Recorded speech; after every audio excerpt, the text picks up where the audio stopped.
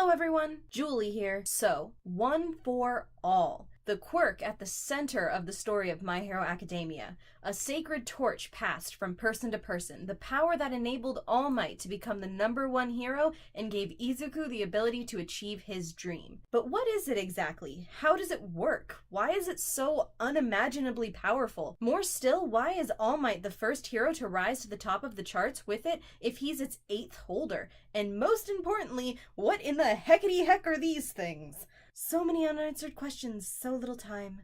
To answer any of that, first we need to examine the Quirk's history and its journey to what it is today. Many years ago, a boy was born whose quirk allowed him to permanently steal, transfer, and combine the quirks of others. This boy had a small, weak, and sickly brother who displayed no quirk of his own. For an unknown reason, either by force or with consent, the older brother transferred a stolen quirk to him that would enable him to stockpile power. Unbeknownst to everyone, the younger brother did have a quirk, one barely able to be called a power at all, only giving the user the ability to not have it be forcibly stolen and enabling the user to give up the quirk permanently by transferring it to another person. The two powers fused together inside the younger brother, creating a new quirk that he came to dub One for All. Time passed, and the older brother, now styling himself as All for One, began amassing power and a following. The younger brother opposed him, fought him, and lost in the end. He chose to pass on the quirk to the next generation of heroes, hoping one day it would be strong enough to defeat his older brother. As the quirk was passed from person to person, the power the user had access to became stronger as well, and much was learned about it. The quirk seemed to bolster the quirks of its current user if they had one, but could be used on its own as well. And though it is not outright stated, it is implied that One for All can pick up attributes from those other quirks and be passed down along with it. At its most basic level, the quirk acts as a transferable pool of power,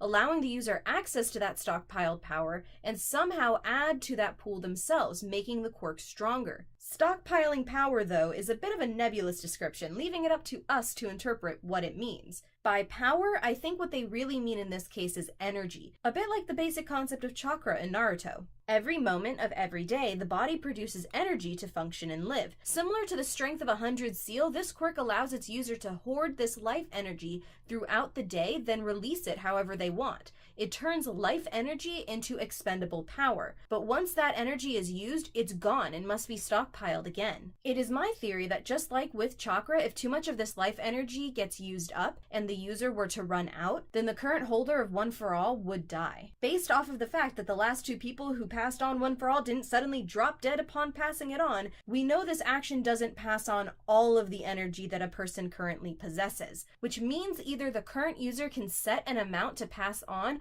or however much the current user has already stockpiled gets transferred wholesale. So in other words, they would be giving up all of their surplus, leaving themselves with enough energy for their bodies to safely function, and a little left over so they didn't just pass out upon passing on One for All. Why I wholeheartedly believe the users are working off of a pool of energy in this way is because when a user passes on One for All, they still have access to some of the energy they had stockpiled, known as the leftover embers. But the more they use it, the faster it depletes until the previous user is left with no surplus to draw from and an inability to stockpile anymore. All Might describes One for All like a torch being passed on from one person to the next, which is poetic and symbolic and nice and all, but I think his best analogy is when he calls Izuku a vessel for the power. He tells him that the body of a prospective user must be very strong by default or the power would rip them apart. Like too much water being poured into a small cup, the water overflows and the glass eventually shatters from the strain. But the more the new vessel strengthens their body, the more power they can tap into and use at one time without causing physical damage to themselves. When a new user is given the quirk, they now suddenly have access to all the stockpiled energy of every user who came before them at their disposal, or at least what's left of it. And each time it's passed, the surplus grows and grows until the current user barely has to worry about running out at all. They can use as much as their body can handle, and add to the surplus every day their own energy to replace whatever they've used. By the time we've got to All Might inheriting One for All, the surplus is so great that he can almost non-stop use his power without worry. Though with how prolific he was as a hero, one must wonder how much of the surplus was left by the time he passed it to Izuku. However, when his body began to decline because of his injuries,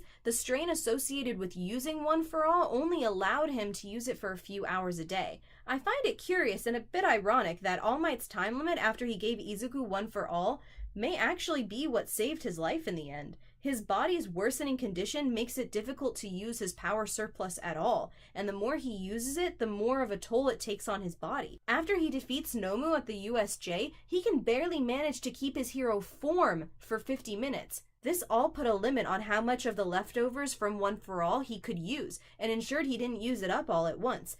Imagine if he wasn't hurt and just kept using the leftovers all the time because, hey, why not? Eating up more and more of his leftovers every time. With the time limit in place, at least his use of the remaining surplus is limited every day, making it so that when he went up against All for One, he had as much as he did in him. I do find it a bit of a plot hole, though, that Toshinori is able to access this surplus at all, due to the fact that accessing this surplus and using it is an ability that the Quirk One for All gives you. And since he transferred the quirk, and Toshinori is a default quirkless person, how is he doing this exactly? Ignoring that minor detail, I assume he is still able to go in and out of his form for only a moment due to how his default pool of energy is now undoubtedly meager and shallow due to his injuries. And perhaps going into that form at all takes so much energy that he doesn't have the reserves to stay in it for long without putting a dangerous amount of strain on his body. Which does make me wonder if the previous holders passed their torches on earlier in their lives than later. Perhaps the more adept you become at using this quirk, the better you train your body, and the resulting more energy you are able to put into the surplus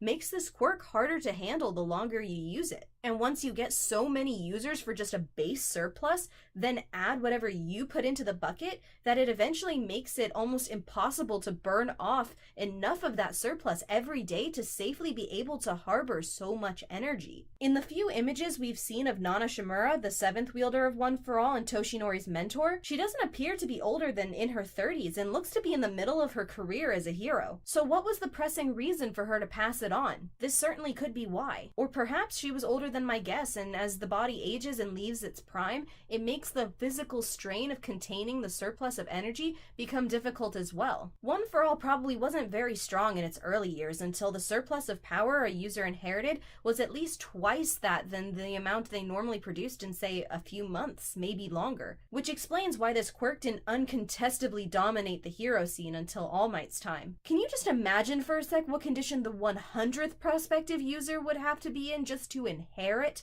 One for All? Honestly, I'm incredibly surprised this quirk has even survived this long into the present without killing one of its vessels, or one of its vessels just dying of natural or unnatural causes. And now onto the most interesting question of all. What in the heck are these things? My theory on that will be in part 2 of this video. I know, I hate part 2s too, but this video is getting kinda long and the answer to this really could be its own video that someone would want to watch separately on its own. And hey, I'm releasing it at the same time as this one, so if you want to watch them back to back, here you go, go nuts. I'm on a bit of a One for All kick right now, so expect to see a few more videos about it. I'm still working on the next fight analysis, so don't worry if you're waiting for that. Don't forget to like, favorite, subscribe if you want, and let me know what you think in the comments below. I'm really curious to know what your take on One for All is and what you think of my theory. See you next time. Later.